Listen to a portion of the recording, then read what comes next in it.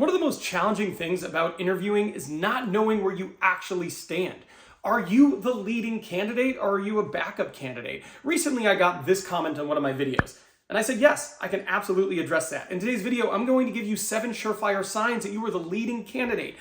Do with that information what you will. Let's go. Now, the first thing you need to look for to understand if you are the leading candidate or not the leading candidate is the recruiter keeping you warm?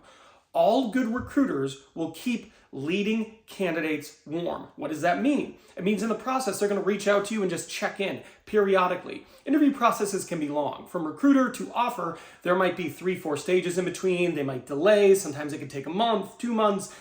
It takes a long time. And as a recruiter, there's a lot of risk in that. The longer a process takes, the higher the likelihood that the lead candidate is going to drop out. So what can you do as a recruiter to mitigate that risk? Well, check in with a candidate. Call them. How are you doing? What's changed since the last time we talked? Are there other opportunities you are now entertaining, etc.? Asking you questions like that, checking in, that is actually called keeping you warm. And if a recruiter is keeping you warm, 2 things. 1, they're good at their job. 2, you're probably a candidate they are highly interested in because otherwise they wouldn't be doing that.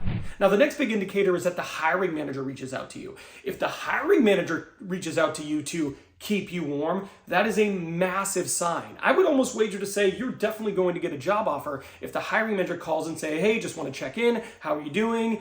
Stay patient. We're coming with a job offer. If you get that, if you have the hiring manager reaching out to you, checking in, even if they don't say anything about a job offer, but just asking how you are, what's going on with you, has anything changed?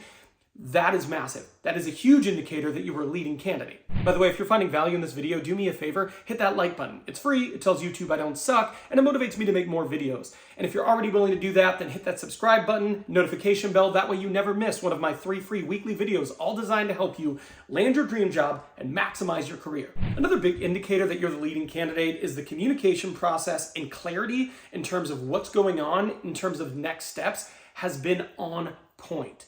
If they really like you as a candidate, they're going to let you know what to expect in front of you. Not everyone, but if they go out of their way and they really tell you, okay, we've got this interview followed by that, that'll probably take like a week and a half. Is that going to work for you? Okay, good. They don't do that unless they are interested in you as a candidate. If you were like a last place candidate or a candidate who they don't think they can really hire, they're probably not going to do that. But if you're a really good candidate, they might go out of their way to articulate length of time, what the steps are, who's going to be involved. That type of treatment is the type of treatment that is reserved typically for very hireable candidates who might be the candidate you're expecting to extend an offer to. Another big sign is they start asking questions and catering their responses to your career goals, right? So if they ask you different things like what you want to be doing, where do they see yourself in 5 years, what are you interested in doing moving forward, and you specifically lay out things, and then they start catering their responses to like, oh, well, at our company, we actually do, have leadership development. So if you take this job, you could probably be involved in leadership development training. The current program is like 6 months long, and you do a little bit of rotation with different leaders, whatever it is, right? But they find out, okay, what does the candidate want?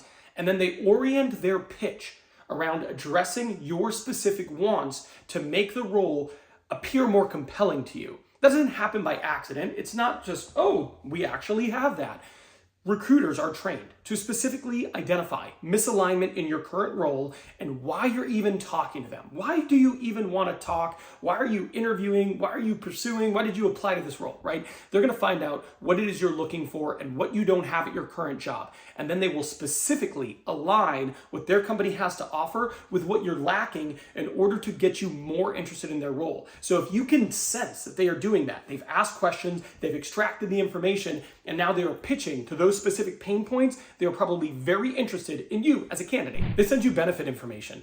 They don't just send out benefit information willy-nilly. If they're sending you benefit information, it's because they want you to compare and contrast your current benefits with their benefits, and they want to identify if there's any issues. For example, if a company has more expensive benefits than your prior company, they might be able to give you more money to offset that, or a sign-on bonus, or something like that. So identifying where the misalignment is early on allows them to modify what they might go to the offer with, right?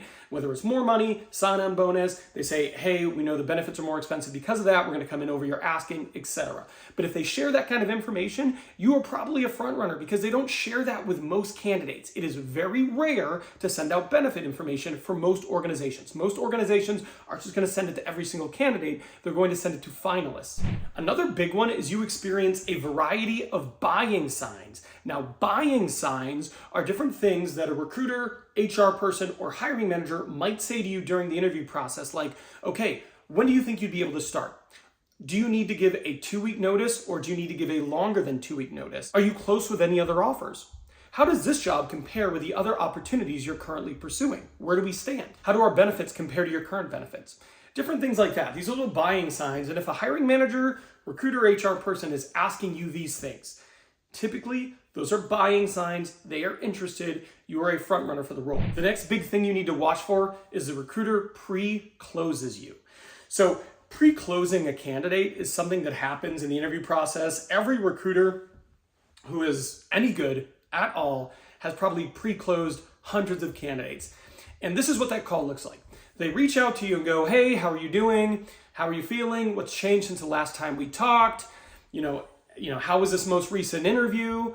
How are you feeling about the opportunity? They're basically getting you to say, yeah, I'm very interested. Once they get an idea that, yeah, they're very interested. They're interested in this role. They might want to come work here. They'll say something along the lines of, refresh my memory. What were you looking for salary-wise again?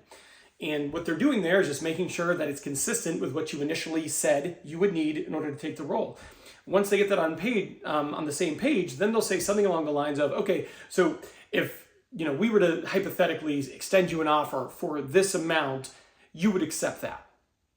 And what you're waiting for is for them to say, yes, I would absolutely do that. You have just been pre-closed. They are going to go back to the HR person or hiring manager or both and let them know, I just talked to the candidate. They said they would accept the offer at blank. They only do that if you are the front running candidate. Now, when they do that, it's really important that you don't make mistakes talking about your compensation. That can be absolutely horrible for you because then you might get a much worse offer. So I made this video here. This video here is about different mistakes you might be making during the salary negotiation process or during the interview that could ultimately lead to you getting a much lower offer. You don't want that, so go watch this.